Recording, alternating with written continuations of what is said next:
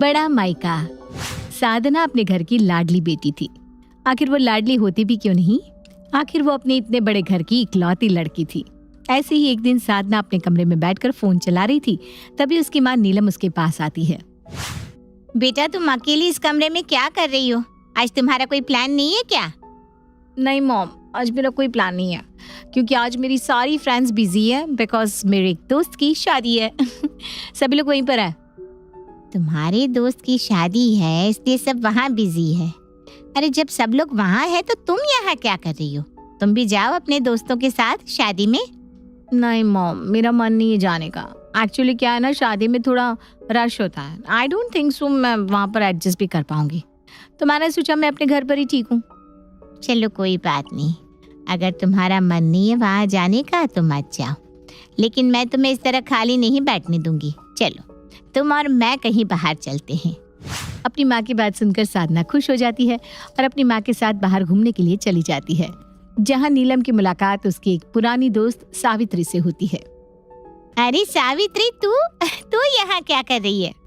नीलम, यही सवाल तो मुझे तुझसे पूछना चाहिए। तू यहाँ क्या कर रही है? मैं तो यहाँ अपने बेटे के लिए कुछ शॉपिंग करने आई थी। अरे वाह, ये तो बहुत अच्छी बात है। देख सावित्री, ये है मेरी बेटी साधना। साधना, ये मेरी बचपन की दोस्त है सावित्री। नमस्ते आंटी, आपसे मिलकर खुशी हुई। नीलम, सच में तूने आज के जमाने में अपनी बेटी को बहुत अच्छे संस्कार दिए हैं। वो तो है सावित्री। वैसे राज भी बड़ा हो गया होगा, कहाँ है वो? हाँ, बड़ा तो हो गया है, बस वो घर से आता ही होगा, इसीलिए तो उसके लिए शॉपिंग करने आई हूँ। घर से आता ही होगा मतलब ऑफिस से? अरे नहीं, वो दूसरे शहर जॉब करने गया था, इसलिए वहां से आ रहा है। उसने अपनी शिफ्टिंग यहीं करवा ली है, अब वो मेरे साथ ही रहेगा। खैर ये सब छोड़, मैं तो ये कह रही हूँ कि तू साधना को लेकर कभी घर आना।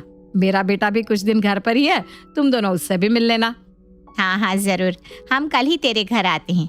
बस तू अपना एड्रेस मुझे सेंड कर देना, पर उससे पहले तू मुझे अपना नंबर तो दे दे। कई सालों बाद नीलम और सावित्री की मुलाकात होती है।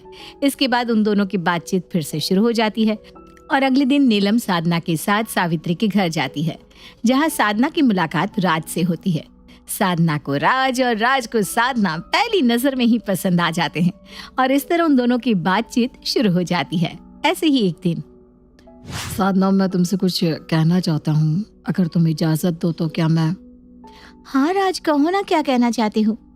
वैसे कहना तो मुझे भी बहुत कुछ है, पर पहले तुम बोलो। साधना, हम दोनों की दोस्ती बहुत अच्छी है, पर यह दोस्ती मेरी साइड से प्यार में कब बदल गई मुझे पता ही नहीं चला। मैं तुम्हारे लिए कुछ अलग सा ही फील करने लगा हूँ। मैं भी राज। साधना और राज की दोस्ती प्यार में तब्दील हो जाती है और बहुत जल्द नीलम और सावित्री की दोस्ती रिश्तेदारी में बदल जाती है। साधना और राज की जल्दी ही शादी हो जाती है, पर कहते हैं ना, जहाँ चार बर्तन होते हैं वहाँ आवाज तो आती ही है। ठीक ऐसा ही सावित्री के घर में भी होने वाला था। आज साधना की पहली रसोई थी और उसकी पहली रसोई करवाने के लिए सावित्री अपनी बहू साधना को किचन में ले जाती है, जहाँ वो उसको किचन में देखकर कहती है, माँ जी, ये रसोई है, बुरा मत मानना, लेकिन आपको नहीं लगता हमारी रसोई कुछ ज्यादा ही छोटी है? आपको पता है जितना बड़ा आपका ये रसोई है ना, उससे कई गुना बड़ा मेरे घर का बाथरूम था। हाँ, पर जो भी है, अब यही मेरा ससुराल है। हाँ बेटा, हो सकता है, पर अब से यही तेरा घर है और तुझे इसी रसोई में खाना बनाना पड़ेगा। चल आजा, मैं तुझे बता दूं कौन सी चीज कहाँ रखी है। इस तरह सावित्री साधना को सब कुछ बताने लगती है। कुछ ही देर बाद साधना की पहली रसोई भी खत्म हो जाती है। समय बीतता है और बीतते समय के साथ साधना धीरे धीरे अपने ससुराल में अपना एडजस्टमेंट कर लेती है। ऐसे ही एक दिन सावित्री के घर की पड़ोसन विमला आती है। सावित्री, ओ सावित्री, अरे अपने बेटे की तूने शादी कर ली और मुझे बताया तक नहीं।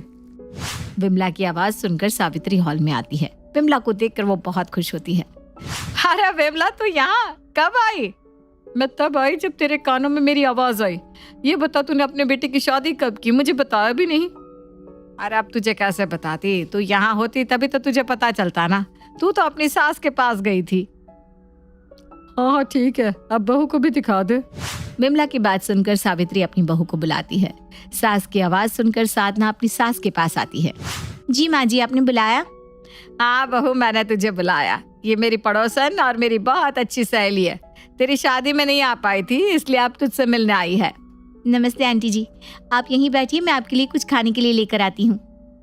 अरे नहीं बहू, मैं तेरे हाथ का खाना खाने नहीं बल्कि तुझे अपने घर ले जाने आई हूँ। आप मुझे अपने घर ले जाना चाहती है, पर क्यों? बहू ऐसा नहीं पूछते। माँ जी, मैं बस पूछ रही हूँ, एटलीस्ट मुझे पता तो होना चाहिए ना कि मैं कहाँ और किस लिए जा रही हूँ। साधना की बात सुनकर विमला सावित्री की तरफ देखने लगती है। तभी साधना हंसते हुए कहती है, अरे आंटी जी, आप तो सीरियस हो गई, मैं तो मजाक कर रही थी। बताइए कब चलना है? साधना की बात सुनकर सब हंसने लगते हैं। इसके बाद साधना अपनी पड़ोसन सास के साथ उसके घर जाती है, जहाँ वो उसके छोटे से घर को देखकर कहती है, आंटी जी, आपका घर कितना छोटा है। आई एम सॉरी, लेकिन इतना तो हमारा हॉल है। आपको पता है मेरे मायके का हॉल कितना बड़ा है? साधना के मुंह से ऐसी बात सुनकर सावित्री और विमला दोनों ही सन खड़ी हो जाती हैं। बहू ये तू क्या कह रही है? ये मत भूल कि ये हमारा घर नहीं बल्कि पड़ोसन का घर है। आई एम सॉरी माँ जी, पर मैं आंटी के घर के बारे में कुछ नहीं बोल रही हूँ। मैं तो बस बता रही हूँ कि मेरे मायके का हॉल आंटी जी के घर से बड़ा है। चुप कर जा बहू, चुप कर। मानती हूँ तेरा मायका बहुत बड़ा है, लेकिन फिलहाल के लिए चुप हो जा। सावित्री की बात सुनकर साधना चुप्पी साध लेती है, लेकिन विमला को ये बात बहुत बुरी लगती है। पर बेचारी करती भी क्या, आखिर उसने ही साधना को अपने घर बुलाया था, इसलिए वो भी उसे कुछ नहीं बोलती और उसे बैठने के लिए कहती है। आंटी जी, आपके घर का सोफा कितना पुराना है? साधना ये बात बोलती ही है कि तभी उसकी सास उसको आंख दिखाने लगती है। उप्स, आई एम सॉरी, मैं तो बस ये बताना चाह रही थी कि मेरे मायके में ना इससे बढ़िया क्वालिटी के सोफे हैं। आपको पता है, आप एक बार बैठोगे ना, ऐसा लगेगा कि आप किसी सॉफ्ट चीज पर बैठ रहे हैं। साधना की ये बात सुनकर एक बार फिर विमला को बुरा लगता है और इस बार वो गुस्से में साधना से कहती है, साधना बहू, माना कि तेरा घर मेरे घर से बड़ा है, माना कि तेरे घर का सोफा मेरे घर के सोफे से अच्छा है, लेकिन मेरे लिए तेरा घर नहीं बल्कि मेरा ही घर अच्छा है।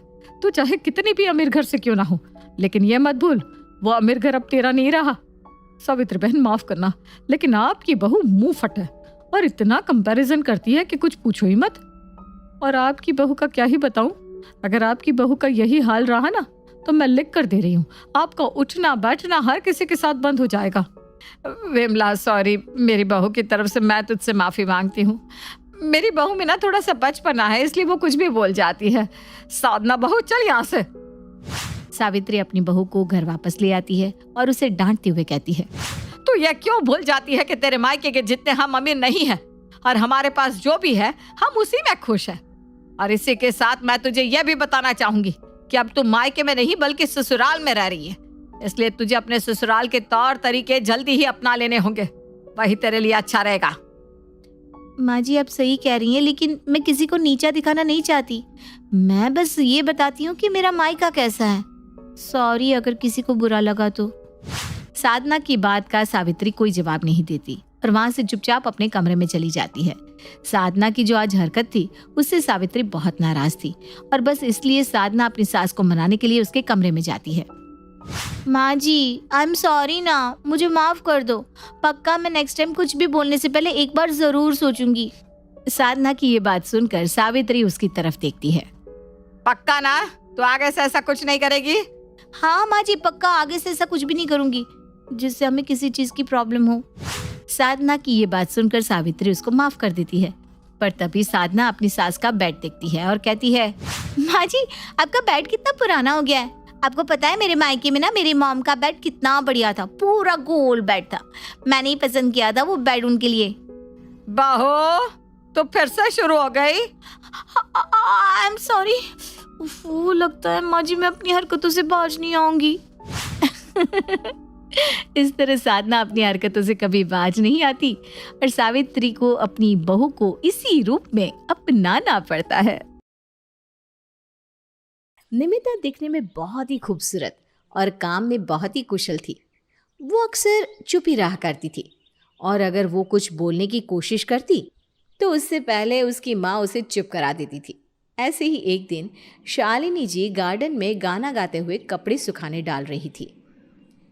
सच धज के मैं जरा पन ठन के बान चलाऊंगी नैनन के, आईना जरा निहार लो खुद अपनी नजर उतार। तभी शालिनी जी को कोई काम याद आ जाता है और वो अंदर चली जाती है। वहीं बाहर सड़क से जा रहा शिवम इतनी मीठी मधुर आवाज़ सुनकर उस आवाज़ का कायल हो जाता है। ये इतनी मधुर आवाज़ किसकी है भला? वो गेट से अंदर झांक कर देखता है और तभी निमिता बाहर गार्डन में आती है। ओए होए होए होए, ये तो बला की खूबसूरत है। भगवान एक ही इंसान में इतने गुण कैसे दे सकता है? एक तो खूबसूरत, ऊपर से आवाज़ इतनी मधुर। भगवान, इससे शादी हो जाए तो मेरी तो लाइफ सेट हो जाएगी। फिर शिवम अपनी माँ के पास जाकर उन्हें सारी बात बताता है और निमिता से शादी करने की जिद करता है। वहीं अगले दिन शिवम और उसके माता पिता निमिता के घर जाकर लड़की देखने के लिए मान जाते हैं। बेटा निमिता, तैयार हो जा बेटा, आज तुझे लड़के वाले देखने आ रहे हैं। सच में? हाँ, लेकिन उनके सामने अपना ये मुंह बिल्कुल मत खोलना। फिर निमिता वहाँ से चली जाती है। वहीं जब लड़के वाले आते हैं तो नमस्ते बहन जी। नमस्ते नमस्ते बहन जी, आइए बैठिए। आइए भाई साहब, ये आप ही का बेटा है ना? नहीं जी नहीं, हम तो कचरे के डिब्बे से उठा कर ले आए थे। जी? अरे ऑफ कोर्स हमारा ही बेटा है। अरे आंटी, मम्मी की आदत है मजाक करने की, आप चिंता मत कीजिए। वैसे आपकी बेटी कहाँ गई? हाँ, वो बस आ ही रही है बेटा। तभी निमिता हाथ में चाय की ट्रे लेकर वहाँ आती है। निमिता इतनी खूबसूरत थी कि पहली ही नज़र में सभी को पसंद आ जाती है। वैसे मेरे बेटे ने आपकी बेटी की जितनी तारीफ की थी उससे ज़्यादा खूबसूरत है ये।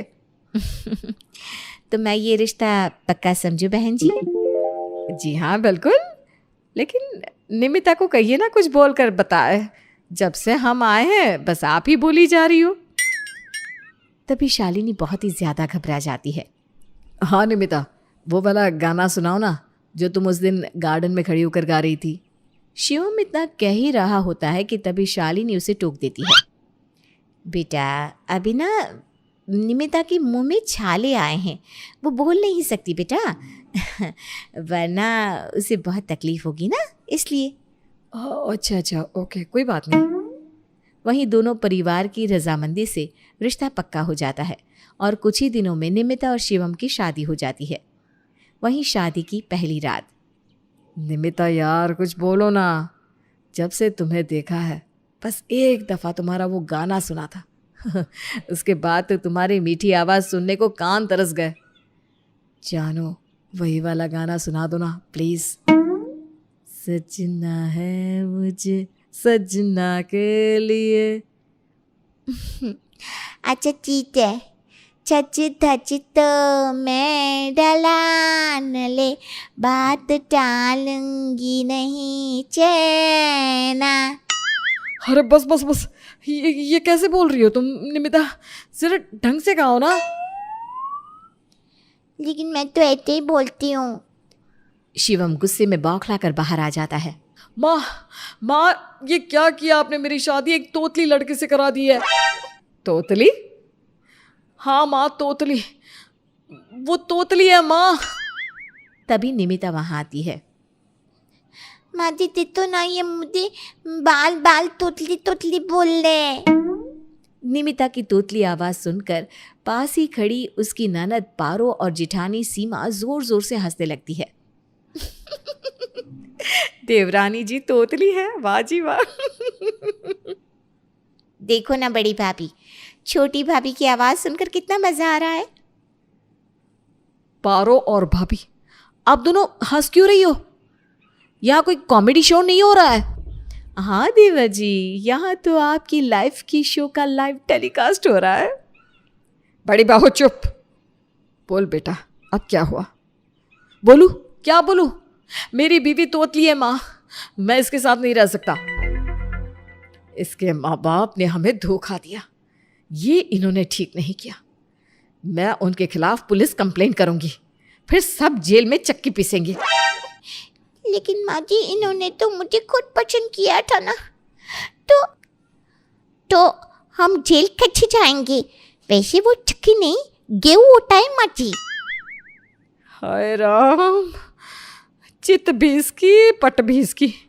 बेटा अब तो तू ही संभाल इसे, तेरी पसंद है, तू ही जाने। फिर शिवम वहां से चला जाता है और पीछे पीछे निमिता भी। अरे लुकिए ना, मैं भी आ रही हूँ। देखते जाइए ये तोतली बहू घर में कितना हंगामा करवाती है। वहीं अगले दिन सुबह सुबह, भाभी मुझे ऑफिस जाने के लिए देर हो रही है, टिफिन पैक कर दो ना। अरे देवर जी, अब तो आपकी शादी हो गई है, भाभी का पल्लू छोड़कर बीवी का पल्लू पकड़ो अब। कहो ना अपनी तोतली बीवी को कि टिफिन पैक कर दे। एदी ये लो आपका डिब्बा तैयार है।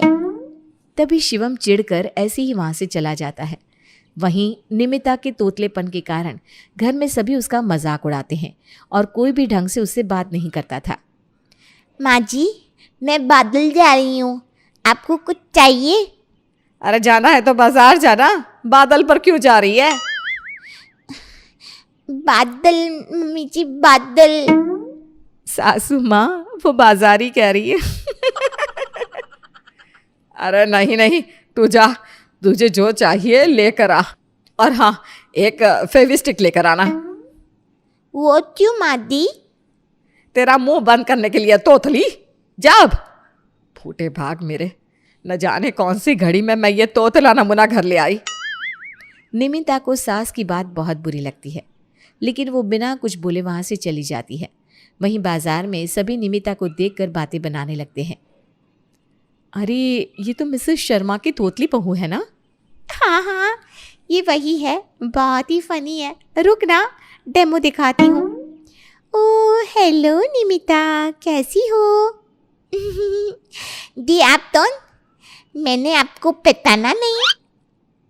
मैं ना तुम्हारी सास की सहेली हूँ और पड़ोसन भी हूँ। अत्ता अत्ता आंटी जी, आप ही वो औरत हो जिसकी माँ जी बहुत तारीफ करती है। मैंने सुना है कि आप टकली और नकली बाल लगाकर घूमती हो और ये आपकी डांट भी ना नकली है। व्हाट रबिश, कौन हो तुम? जाओ यहाँ से, तोतली कहीं की। फिर निमिता वहां से चली जाती है। Nice demo. निमिता जुबान से तोतली होती है, लेकिन उसका दिल बहुत साफ था। वहीं वो कभी किसी को खुद के ऊपर कोई कमेंट करने का मौका ही नहीं देती थी। केवल परिवार वाले ही बोल सकते थे जो भी बोल सके। फिर एक दिन, शिवम जी कब तक गुट्ठा लाओगे? गुट्ठा ठोक दो ना। देवरानी जी गुस्सा है, पान थोड़ी ना है जो पिक मारने की जगह ना मिले तो घोंट ले। भाभी गुट्ठा घुटने को कहा है मैंने, घुटने को। भाभी वो गुस्से को थूकने के लिए कह रही है, घोटने के लिए नहीं। देखा देवर जी, अब कितना प्यार करते हो निमिता से कि आपको उसकी ये तोतली टूटी फूटी भाषा भी बखूबी समझ में आती है। अरे जब इतना ही प्यार है तो फिर गुस्सा क्यों हो उससे? बेटा बड़ी बहू बिल्कुल सही कह रही है, इससे अच्छी लड़की तुझे ना मिलने वाली। अरे वो पड़ोसन सोनिया जिसका मुंह मैं कभी नहीं बंद कर पाती, इसने तो अपनी तोतली जुबान से उसकी अकल ठिकाने लगा दी। अब जैसी भी है मेरी तोतली बहू है कमाल की। तो इच्छी बात पे एक गाना हो जाए। नहीं